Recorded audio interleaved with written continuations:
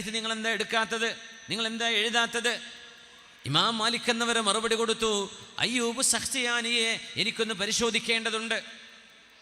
എന്നിട്ട് പരിശോധിച്ചു. മാലിക് എന്നവരത് ലോകത്തോട് വിളിച്ചു പറഞ്ഞു. എന്നിട്ട് പറഞ്ഞു, നിങ്ങൾ ആരെക്കുറിച്ച് പറയുകയാണെങ്കിലും അവരെക്കാളൊക്കെ ഖൈറാണ് അയ്യൂബ് സഖ്തിയാനി എന്ന് ലോകത്തോട് ഇമാം മാലിക് എന്നവർ വിളിച്ചു പറയാൻ കാരണം എന്തെന്ന് അന്വേഷിച്ചിട്ടുണ്ടോ? ഹജ്ജതൈൻ, 2 തവണ ഹജ്ജ് ചെയ്യാൻ വന്നിട്ടുണ്ട് അയ്യൂബ് സഖ്തിയാനി റഹ്മത്തുള്ളാഹി അലൈഹി. കറാമത്തുള്ള മഹാൻ. എങ്ങനത്തെ കറാമത്ത് എന്നറിയോ? തൻ്റെ കൂടെ വന്ന നൂറുകണക്കിന് ആളുകളോട് മഹാനായ അയ്യൂബ് സഖ്തിയാനി ചോദിച്ചു, കറാമത്ത് എന്ന് കേട്ടിട്ടുണ്ടോ എന്ന് ചോദിച്ചു. പറഞ്ഞു, ഇല്ല. എന്നാൽ അങ്ങനൊരു സംഭവമുണ്ട്, കാണിച്ചു തരണേന്ന് ചോദിച്ചു. ഒന്ന് കണ്ടാൽ തിരക്കേടില്ല. മക്കയുടെ ഒരു പാറയിൽ വിരൽ അമർത്തി പിടിച്ചിട്ട് പറഞ്ഞു, ഞാൻ എൻ്റെ വിരലെടുക്കുകയാണ്, നിങ്ങൾക്ക് വെള്ളം കിട്ടും. ഉണങ്ങിയ പാറയിൽ വിരൽ വെച്ചിട്ട് ആ വിരലെടുത്തപ്പോൾ തൻ്റെ കൂടെയുള്ള താബിഈങ്ങളോട് കുടിച്ചോളൂ എന്ന് പറഞ്ഞു. വെള്ളം മണപൊട്ടി ഒഴുകി. അവരൊക്കെ കുടിച്ചു, അവരുടെ പാത്രങ്ങളിൽ നിറച്ചു. മതിയായോ എന്ന് ചോദിച്ചു. മതി. എന്നാൽ അത് നിർത്താൻ പോവുകയാണ്. ബിസ്മില്ല എന്ന് പറഞ്ഞ് അവിടെ തൊട്ടു. ആ വെള്ളം നിന്നു. എന്നിട്ട് പറഞ്ഞു, ഞാൻ മരിക്കുന്നവരെ ലോകത്തോട് ഇത് പറയരുത്, ഞാൻ മരിച്ചിട്ട് വേണമെങ്കിൽ പറഞ്ഞോ. അങ്ങനത്തെ കറാമത്ത് കാണിച്ച മഹാൻ. പക്ഷേ മാലിക് എന്നവർ ഹദീത്ത് രേഖപ്പെടുത്തിയാൻ തുടങ്ങിയത് എപ്പോഴാണെന്നറിയോ? ഈ കറാമത്തിലൊന്നും ഇമാം മാലിക് എന്നവർ നിന്നുകൊടുത്തില്ല. ഹദീത്ത് അറിയും, അതുകൊണ്ട് ഹദീത്ത് രേഖപ്പെടുത്താൻ പറ്റും. ഹദീത്തിൻ്റെ ആലിം എന്ന് പറയാൻ പറ്റുമോ? ആയില്ല. ഏതുവരെ? ഹജ്ജതൈൻ, 2 തവണ ഹജ്ജിന് വന്നപ്പോൾ അയ്യൂബ് സഖ്തിയാനിയെ ഞാൻ പിന്നാലെ നടന്ന് വീക്ഷിച്ചിട്ടുണ്ട്. മലിക് ഇമാം പറയാ, താബിഈയാണ് മലിക് ഇമാം. കുല്ലമാ ദുഖിറ റസൂലുള്ളാഹ് സ്വല്ലല്ലാഹു അലൈഹി വസല്ലം, അല്ലാഹുവിൻ്റെ റസൂലിൻ്റെ പേര് പറയപ്പെടുമ്പോൾ ഹറമിൽ നിൽക്കുന്ന അയ്യൂബ് സഖ്തിയാനി അജ്ഹശ ബിൽ ബുകാ, തേങ്ങി തേങ്ങി കരയുന്നത് ഞാൻ കാണുമായിരുന്നു. ഹത്താ അർഹമ, ചെന്ന് സമാധാനിപ്പിക്കേണ്ടി വരും. അയ്യൂബ് തങ്ങളെ കരയല്ലിൻ കരയല്ലിൻ കരയല്ലിൻ എന്ന് അവരെ സമാധാനിപ്പിക്കേണ്ടി വരുമാർ ഹബീബിൻ്റെ മുഹമ്മദുൻ സ്വല്ലല്ലാഹു അലൈഹി വസല്ലം, ഹബീബിൻ്റെ പേര് കേൾക്കുമ്പോഴേക്കും കരയുന്ന അയ്യൂബ് സഖ്തിയാനിയെ ഞാൻ കണ്ടു. അവിടെ മുതലാണ് മഹാൻ്റെ ഹദീത്ത് ഞാൻ രേഖപ്പെടുത്താൻ തുടങ്ങിയത് എന്ന് ഇമാമുന മാലിക് ബിൻ അനസ് റളിയല്ലാഹു അൻഹു. എന്തുകൊണ്ട്? ഹദീത്ത് രേഖപ്പെടുത്തണമെങ്കിൽ ഹദീത്ത് പണ്ഡിതൻ്റെ കൽബിൽ ഹബീബിനോട് സ്നേഹം വേണം. തങ്ങളുടെ പേര് കേൾക്കുമ്പോൾ കരയണമെന്ന് എവിടെയുള്ളത്? ഏത് ഹദീത്ത് അതിന് തെളിവ്? തങ്ങളുടെ പേര് കേൾക്കുമ്പോൾ കരയണമെന്ന് ഏത് ഹദീത്താണ്? ഖുർആനാണ് തെളിവ്? ഇല്ല, തെളിവില്ല. എന്തുകൊണ്ട് തെളിവില്ല? സ്നേഹത്തിന് അതിരുകളില്ലാതെ സ്നേഹിക്കാനും അത് പ്രകടിപ്പിക്കാനും ശറഇന്റെ ബൗണ്ടറിയിൽ നിന്നുകൊണ്ട് ആഘോഷിക്കാനും അല്ലാഹു റബ്ബുൽ ഇസ്സത്ത് അനുവാദം നൽകിയിട്ടുണ്ട്. ആ ഹുബ്ബിൻ്റെ കണ്ണുനീരുകൾ അയ്യൂബ് സഖ്തിയാനിയുടെ കവിളുകളിലൂടെ ഒഴുകുന്നത് കണ്ടപ്പോഴാണ് ഇത് മുഹിബ്ബുർ റസൂൽ, ഹബീബിനെ സ്നേഹിക്കുന്ന മഹാനാണ്. വെറും ഹദീത്ത് പറഞ്ഞാൽ പോരാ, ഖൽബിൽ ഹുബ്ബുണ്ട്. ഫകതബതു അൻഹു, അന്ന് മുതലാണ് അയ്യൂബ് സഖ്തിയാനിയുടെ ഹദീത്ത് ഞാൻ രേഖപ്പെടുത്താൻ തുടങ്ങിയത് എന്ന് ഹദീത്ത് പണ്ഡിതനായ മാലിക് ബിൻ അനസ് റളിയല്ലാഹു അൻഹു, മാലിക്കി മദ്ഹബിൻ്റെ ഇമാം. അതാണ് ഹുബ്ബ്. ഇത് ചെറിയ വിഷയമല്ല. കാബിസ് ബിൻ റബീഅയെ ബസ്രയിൽ നിന്ന് വിളിച്ചു വരുത്തിയിട്ട് നെറ്റിയിൽ ഉമ്മ വെച്ച് സമ്മാനം കൊടുത്തു വിടാൻ മുആവിയ തങ്ങളെ പ്രേരിപ്പിച്ചത് കാന ശബീഹൻ ബിറസൂലില്ലാഹ്, അല്ലാഹുവിൻ്റെ റസൂലിൻ്റെ മുഖം പോലോത്ത മുഖമാണ് കാബിസ് ബിൻ റബീഅയുടെ മുഖമെന്ന് ബസ്രക്കാരനായ മഹാനെക്കുറിച്ച് കേട്ടപ്പോഴാണ് ഇത് ഹുബ്ബാണ്, ഇത് ഹുബ്ബാണ്, ഇത് ഹുബ്ബാണ്. ഞാൻ നിങ്ങളുടെ മുമ്പിലേക്ക് വരുമ്പോൾ അനർബികൾ എഴുന്നേറ്റ് നിൽക്കുന്ന പോലെ നിങ്ങൾ എനിക്ക് എഴുന്നേറ്റ് നിൽക്കരുതേ എന്ന് തങ്ങൾ പറഞ്ഞിട്ടുണ്ട്. ശരിയാണ്. മഹാനായ ഹസ്സാൻ ഇബ്നു സാബിത്ത് എന്നവർ അതിന് മറുപടി കൊടുത്തു.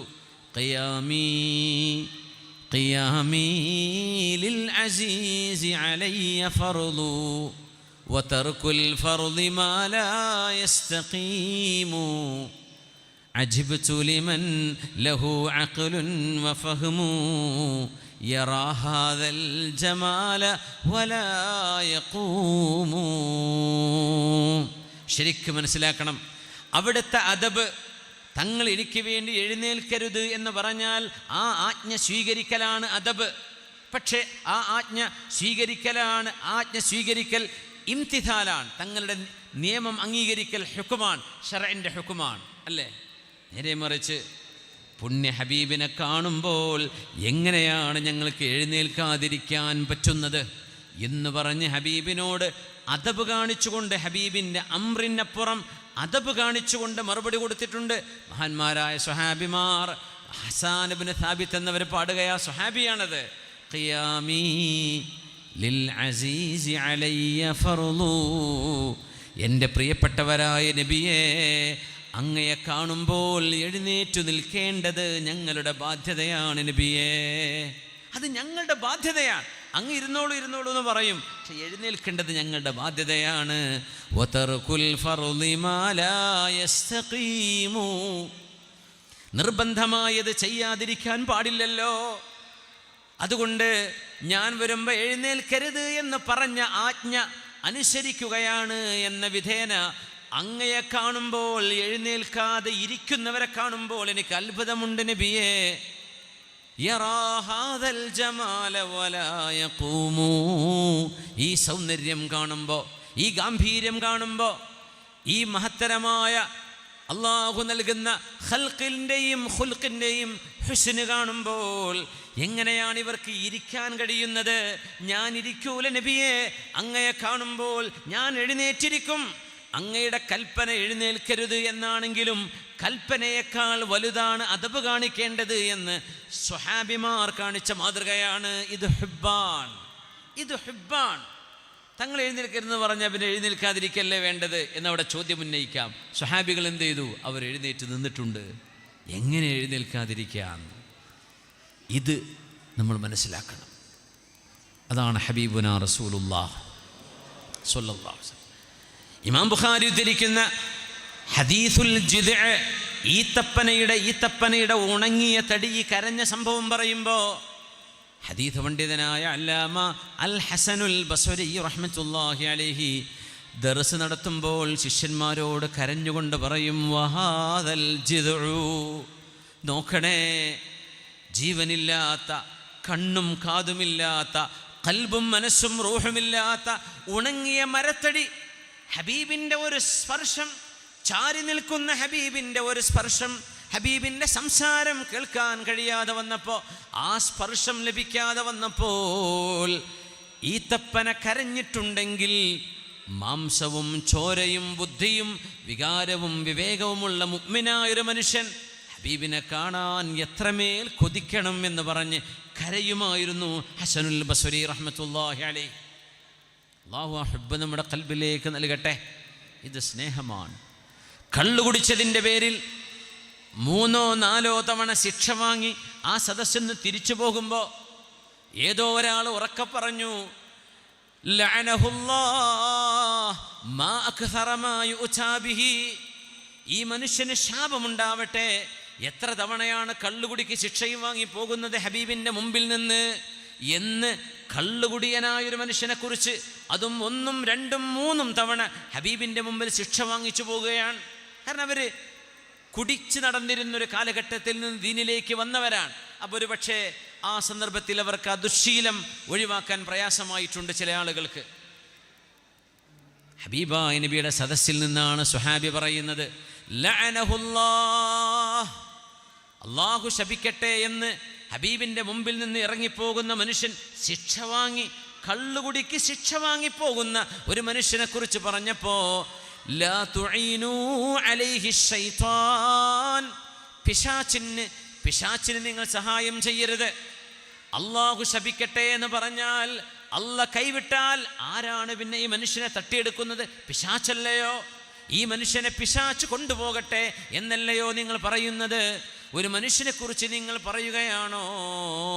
വമാ അഅലമു, ആ മനുഷ്യനെ കുറിച്ച് ഞാൻ അറിയുന്നത്, അന്നഹു യുഹിബ്ബുല്ലാഹ വറസൂലഹു, മദ്യപാനത്തിൻ്റെ ഒരു അസുഖം അയാൾക്കുണ്ടെന്നത് ശരി തന്നെയാണ്. എന്നാലും അയാളുടെ മനസ്സിനുള്ളിൽ അള്ളാഹുവിനോടും റസൂലിനോടും സ്നേഹമുള്ള ആളാണ് ആ മനുഷ്യനെന്ന് അടികൊണ്ടു പോകുന്ന മനുഷ്യനെക്കുറിച്ച് ഹബീബായ റസൂലുള്ളാഹി സ്വല്ലല്ലാഹു അലൈഹി വസല്ലം തങ്ങൾ പറയുന്നത് സ്വഹീഹായ പ്രബലമായ ഹദീസാണ്. സ്നേഹത്തിന് ഹബീബ് കൊടുത്ത വിലയാണത്. ആ മനുഷ്യൻ തെറ്റ് ചെയ്തിട്ടുണ്ട്, ആ മനുഷ്യനെ ശിക്ഷിച്ചിട്ടുണ്ട്, ഹദ്ദടിച്ചിട്ടുണ്ട്. എന്നാലും ആ മനുഷ്യനെക്കുറിച്ച് എനിക്കറിയുന്നത് വമാ അഅലമു അല്ലദീ അഅലമു എന്നർത്ഥം. ആ മനുഷ്യനെക്കുറിച്ച് ഞാൻ അറിയുന്നത് അന്നഹു യുഹിബ്ബുല്ലാഹ വറസൂലഹു, ഖൽബിൻ്റെ ഉള്ളിൽ അദ്ദേഹത്തിന് അള്ളാഹുവിനോടും റസൂലിനോടും ഹുബ്ബുണ്ട്. ചിലരൊക്കെ പറയില്ലേ റബീഉൽ അവ്വൽ ഇങ്ങനെ ആവേശം കാണിച്ചിട്ട് മാത്രം എന്താ കാര്യം? കാര്യമുണ്ട്. അതിനുവേണ്ടി ഒരു ആവേശം. ഹബീബായ തങ്ങളുടെ മഹബ്ബത്ത് കാണിക്കുന്നു. ചെയ്തു പോകുന്ന തെറ്റുകൾ തന്നെ. മാപ്പ് ചോദിച്ചില്ലെങ്കിൽ, തൗബ അള്ളാഹു സ്വീകരിച്ചില്ലെങ്കിൽ ശിക്ഷ വാങ്ങിക്കേണ്ടി വരും. അള്ളാഹു മഗ്ഫിറത്ത് നൽകട്ടെ. പക്ഷേ ഒരു മനുഷ്യൻ ഹബീബിന് വേണ്ടി കാണിക്കുന്ന സ്നേഹത്തിന് വിലയുണ്ട്. അതല്ല ഈ ഹദീസ് പഠിപ്പിക്കുന്നത്. ആ ഹദീസ് പഠിപ്പിക്കുന്ന ആശയം ഖൽബിൽ കിടക്കുന്ന മഹബ്ബത്തിന് അള്ളാഹു വില കൊടുത്തിട്ടുണ്ട്.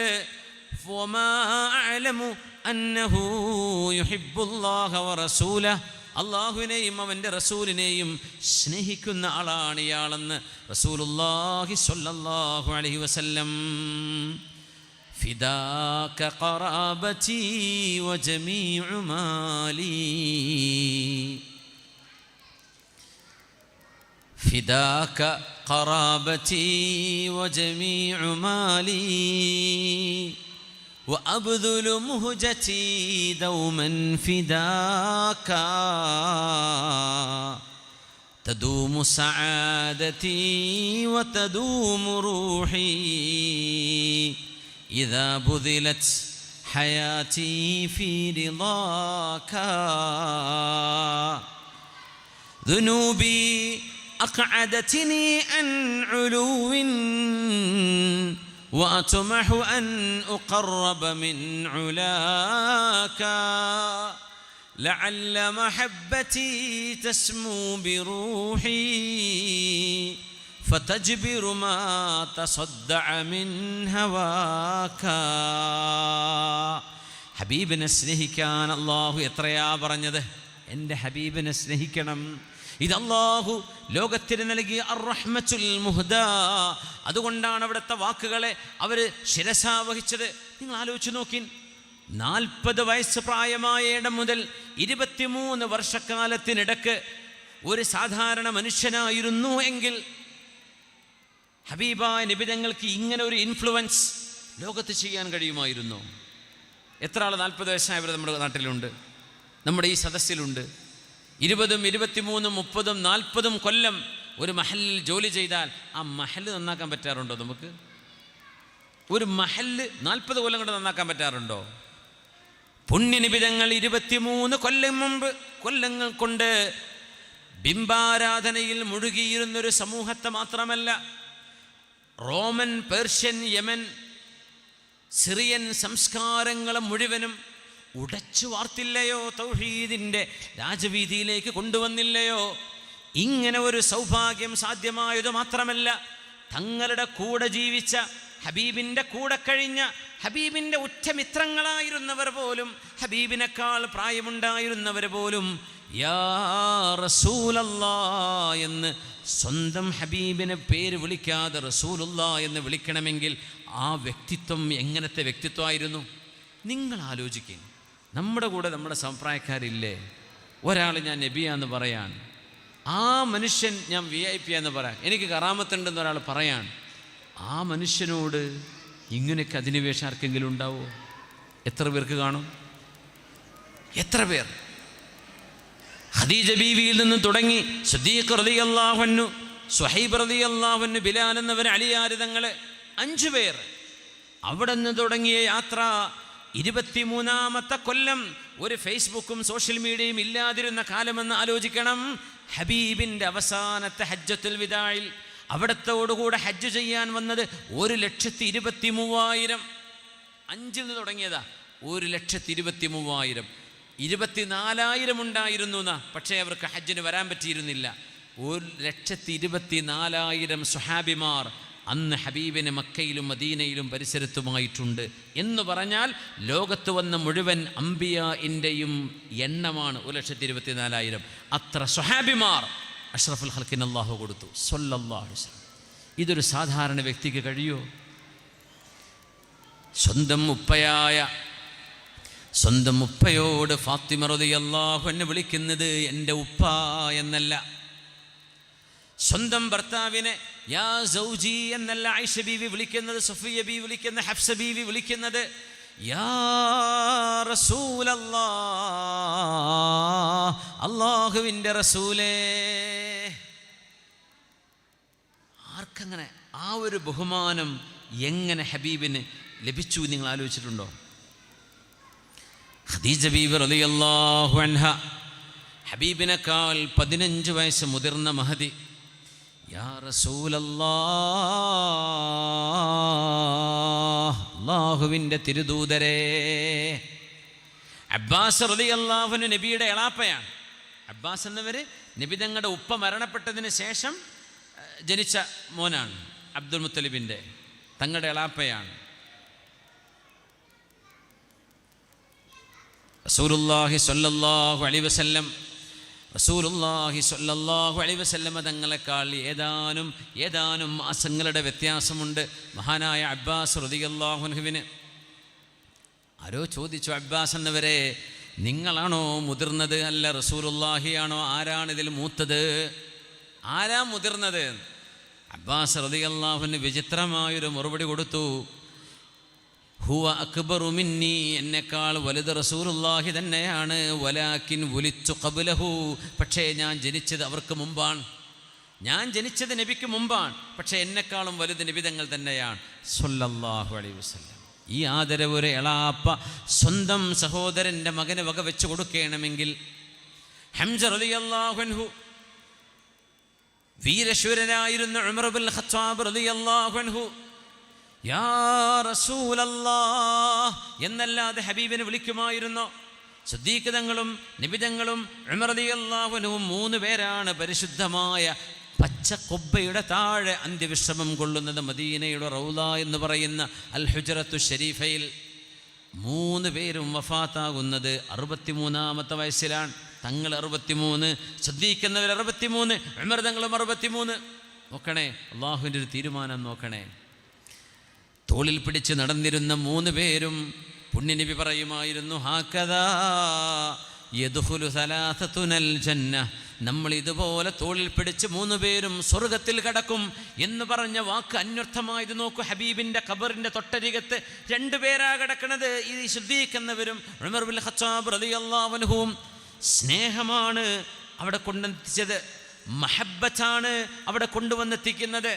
തോളോട് തോൾ ചേർന്ന് ഹബീബിന് വേണ്ടി ജീവൻ കൊടുക്കാൻ തയ്യാറായ, ഹബീബിൻ്റെ കൂടെ നിന്ന് ഷെയ്ഖാൻ എന്ന് സ്വഹാബിമാരെ കുറിച്ച് പറഞ്ഞാൽ, സ്വഹാബികളിലെ ഷെയ്ഖാൻ എന്ന് പറയുന്നത് സിദ്ദീഖ് എന്നവർ ഒരു ഷെയ്ഖ്, ഉമർ എന്നവർ മറ്റൊരു ഷെയ്ഖ്. മഹാന്മാരായ 2 അമീറുൽ മുഅ്മിനുമാർ ഹബീബിൻ്റെ കൂടെയാണ് അന്ത്യവിശ്രമം കൊള്ളുന്നത്. റളിയല്ലാഹു അൻഹും വസല്ലല്ലാഹു അലാ ഹബീബിനാ സല്ലല്ലാഹു അലൈഹി വസല്ലം. جاءت إليه حمامة مشتاقة تشكو إليك بقلب صب واجف من أخبر الورقاء أن مقامكم حرم وأنك منزل للخائفين. മഹാനായ അബ്ദുല്ലാഹിബ്നു മസ്ഊദ് റളിയല്ലാഹു അൻഹു സ്വഹാബികളിലെ ആലിമാൻ. പണ്ഡിതന്മാരുണ്ട് സ്വഹാബികളിൽ.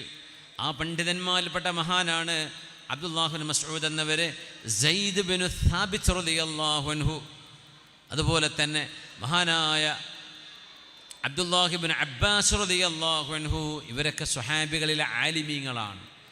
ആലിമായ അബ്ദുല്ലാഹിബ്നു മസ്ഊദ് തങ്ങൾ പറയുന്നു, ഞങ്ങൾ ഹബീബിൻ്റെ കൂടെ ഒരു യാത്ര പോകുന്നു. ആ യാത്രയിൽ ഒരു പ്രാവ് ഹബീബിൻ്റെ തലയിലൂടെ ഇങ്ങനെ അരികത്തുകൂടെ പറന്നു പോകുന്നത് ഞങ്ങൾ കാണുന്നുണ്ട്. അപ്പോൾ എവിടെയോ ദൂരെ വെച്ച് വരുന്ന വഴിയിൽ സ്വഹാബിമാരാരോ മൂത്രൊഴിക്കാനോ മറ്റോ ചെന്നപ്പോഴേ ഒരു പ്രാവ് കൂട് കണ്ടിരുന്നു. ആ പ്രാവിൽ നിന്ന് അതിൻ്റെ കുഞ്ഞുങ്ങളെ അവരെടുത്തു കൊണ്ടുവന്നിരുന്നു. ഒരു കൗതുകം, ഒരു രസം, അവരത്രേ ചിന്തിച്ചുള്ളൂ. യാത്ര തുടർന്നു. ആ 2 കുഞ്ഞുങ്ങളെ നഷ്ടമായ ഉമ്മയായ ഈ പ്രാവ്, ഈ ഉമ്മയായ പ്രാവ് ഹബീബിൻ്റെ തലയ്ക്ക് മീതെ പറന്നുകൊണ്ടിരുന്നു. അൽ ഹംറ, പറന്നുകൊണ്ടിരുന്ന സംഭവം ഇമാം അബൂ ദാവൂദ് എന്നവരും ഇമാം ഹാക്കിം എന്നവരും ഉദ്ധരിച്ചിട്ടുണ്ട്. ഹദീസുൻ സ്വഹീഹുൽ ഇസ്നാദ്, സ്വഹീഹായ ഹദീസ്, ഇസ്നാദ് സ്വഹീഹാണതിൻ്റെ. പുണ്യ നബിയുടെ തലക്ക് മീതങ്ങനെ പറന്നപ്പോൾ അയ്യുക്കും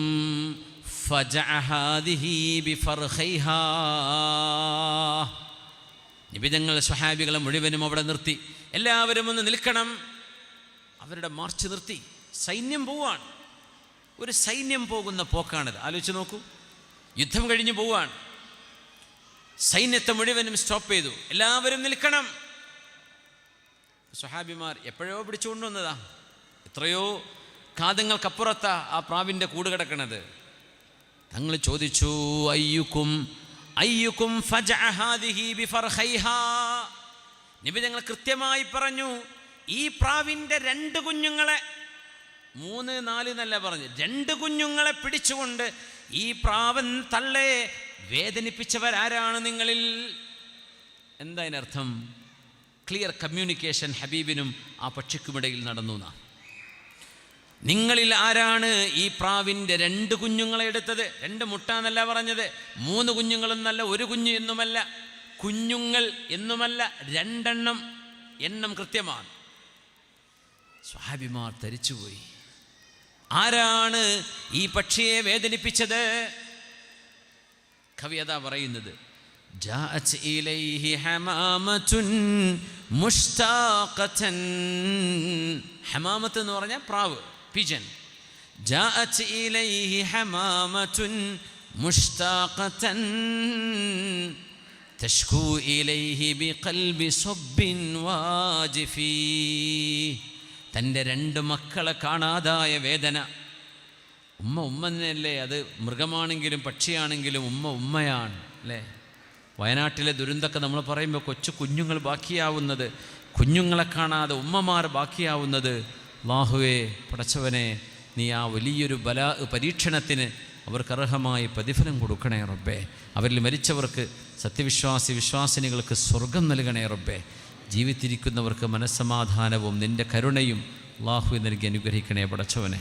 അതിനുവേണ്ടി ഒരുപാട് സഹായം ചെയ്ത ആളുകൾ, ഫോർ വയനാട് ക്യാമ്പയിൻ അടക്കം, സമസ്തയുടെ ഇതടക്കം, KMCCയുടെ വക, മുസ്ലിം ലീഗിൻ്റെ വക, നാട്ടിലെ മറ്റു ചാരിറ്റി സംഘടനകൾ, ഒരുപാട് ആളുകൾ അതിനുവേണ്ടി സഹായിച്ചു. നാടേതാ, ആർക്കാ, ഒന്നും അറിയണ്ട, മനുഷ്യർക്ക് വേണ്ടിയാണ്. അല്ലാഹുവേ, ആ ദാനധർമ്മങ്ങളൊക്കെ നീ സ്വീകരിക്കണേ പടച്ചവനെ. മക്കൾ നഷ്ടപ്പെടുന്ന വേദന ആലോചിച്ച് നോക്കൂ. ഒരു പക്ഷി ഹബീബിൻ്റെ മുമ്പിൽ വന്ന് പറയാ, നബിയേ, എൻ്റെ 2 മക്കളെ അങ്ങയുടെ അനുയായികൾ പിടിച്ചുകൊണ്ടുപോയിട്ടുണ്ട്. ഇത് ഹദീസാണ്. ഇത് ഹബീബിൻ്റെ ജീവിതം പഠിക്കണം. നമ്മുടെ നാട്ടിൽ നിരീശ്വരവാദികളുണ്ടല്ലോ, യുക്തിവാദികൾ, ഹദീസ് വായിച്ചിട്ടില്ല, ഒന്നും പഠിച്ചിട്ടില്ല. അവരാകെ കേട്ടത് ബ്രഷ് ചെയ്യണതും ടോയ്ലറ്റ് പോണ ഹദീസ് മാത്രമേ കേട്ടിട്ടുള്ളൂ. എന്നിട്ട് പറയാം ഇസ്ലാം ആകെ ഇതാണ്. ജാഹിലിങ്ങൾക്ക് എന്ത് പറയാൻ? പുണ്യ നബിയുടെ സംസ്കാരമാണിത്. അവിടെ നിന്ന് പഠിപ്പിക്കുന്ന ആശയമല്ലേ ഇത്?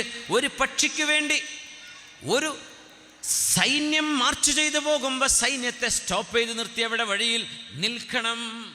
എന്തിന്? ഒരു പക്ഷിക്ക് വേണ്ടി. പടച്ചോനെ, ഒരു പക്ഷിക്ക് വേണ്ടിയോ? അതെ, ഒരു പക്ഷിക്ക് വേണ്ടി. ഈ പക്ഷിയുടെ മനസ്സിനെ വേദനിപ്പിച്ചത് ആരാണ്? അപ്പോൾ മനസ്സിലാക്കണേ, ഒരു പക്ഷിയെ വേദനിപ്പിക്കാൻ അള്ളാഹു ഇഷ്ടപ്പെടൂല, നബി തങ്ങൾ ഇഷ്ടപ്പെടൂല. പിന്നെയുണ്ടോ മനുഷ്യനെ വേദനിപ്പിക്കുന്നത്? പിന്നെയുണ്ടോ അതിൽ ആലിമീങ്ങളെയും സാധാരണക്കാരെയും സയ്യിദന്മാരെയും വേദനിപ്പിക്കുന്നത്? പറ്റുമോ? ഒരിക്കലും പറ്റൂല. പക്ഷിയെ വേദനിപ്പിക്കാൻ പറ്റൂല, പിന്നല്ലേ ബാക്കിയുള്ളവരെ? മുഅ്മിനീങ്ങളെ പറ്റുമോ? സാധാ മനുഷ്യരെ പറ്റുമോ? പക്ഷി, മിണ്ടാപ്രാണിയായ ആ പക്ഷിയെ വേദനിപ്പിച്ചതിന് ഹബീബായ തങ്ങൾ ഇടപെട്ടു. ആരാണിതിനെ വേദനിപ്പിച്ചത്? അതിൻ്റെ പക്ഷിക്കുഞ്ഞുങ്ങളെ തിരിച്ചു കൊടുക്കണമേ.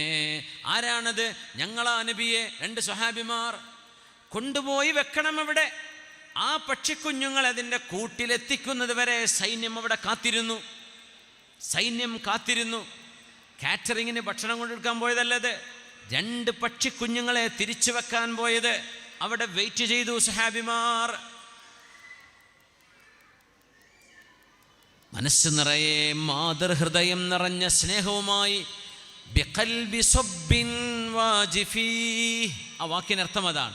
മാതൃസ്നേഹത്തിൻ്റെ വേദനയുമായി ഹബീബേ അങ്ങയുടെ കയ്യിൽ നീതിയുണ്ട് എന്ന ആഗ്രഹത്തോടുകൂടെ പ്രതീക്ഷയോടുകൂടെ അങ്ങയുടെ മുമ്പിലേക്ക് മാടപ്രാവ് പാറി വന്നില്ലയോ നബിയേ?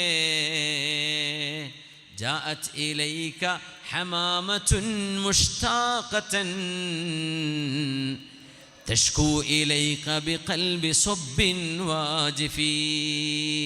എന്നിട്ട് കവി ചോദിക്കുകയാണ്, ആരാണാവോ മാടപ്രാവിനോട് പറഞ്ഞു കൊടുത്തത്, നിങ്ങളുടെ 2 കുഞ്ഞുങ്ങളെ നിങ്ങൾക്ക് വേണമെങ്കിൽ ഈ സൈന്യത്തിൽ കടന്നു പോകുന്ന ഒരു ഖാത്തമുൻ നബിയീനുണ്ട്, ഈ സൈന്യത്തിൽ നേതൃത്വം കൊടുക്കുന്ന അന്തിമ റസൂലുണ്ട്, അർ-റഹ്മത്തുൽ മുഹദാത്തുണ്ട്, റഹ്മത്തുൽ ലിൽ ആലിമീനുണ്ട്, ആ നബിയോട് ചെന്ന് പറ എന്ന് 100 കണക്കിന് ആളുകളുള്ള സംഘത്തിൽ ഹബീബായ നബി തങ്ങളുടെ അരികത്തേക്ക് മാത്രം ഹബീബിനെ തിരിച്ചറിഞ്ഞു വരാൻ ആ പക്ഷിയോട് ആരാണാവോ പറഞ്ഞു കൊടുത്തത്? അത് അത്ഭുതല്ലേ. മൻ അഖ്ബറൽ വർഖാ അന്ന മഖാമകും ഹറമുൻ വ അന്നക മൻസിലുൽ ലിൽ ഖായിഫീ. ആരാണ് നബിയെ അങ്ങയിൽ അഭയമുണ്ട് എന്ന് ആ പക്ഷിയോട് പറഞ്ഞു കൊടുത്തത്? ആരാണ് നബിയെ പേടിക്കുന്നവൻ്റെ അഭയമാണങ്ങ്, വിഭ്രാന്തിപ്പെട്ട് ഓടുന്നവന് ആശ്വാസം ലഭിക്കുന്ന ഇടമാണ് അങ്ങ്, അങ്ങയുടെ അരികത്ത് വന്നാൽ പ്രശ്നത്തിന് പരിഹാരമുണ്ട് എന്ന് പക്ഷിയോട് പറഞ്ഞു കൊടുത്തത് ആരാണാവോ എന്ന് ചോദിക്കുന്നത് റഹ്മത്തുൽ ലിൽ ആലമീൻ ആരാണെന്ന് ഉമ്മത്ത് മനസ്സിലാക്കാൻ അള്ളാഹു തരുന്ന ദലാലത്തുകളാണ്. ഇത് അള്ളാഹു നൽകുന്ന ഇഷാറകളാണ്, അള്ളാഹു നൽകുന്ന സൂചനകളാണിത്.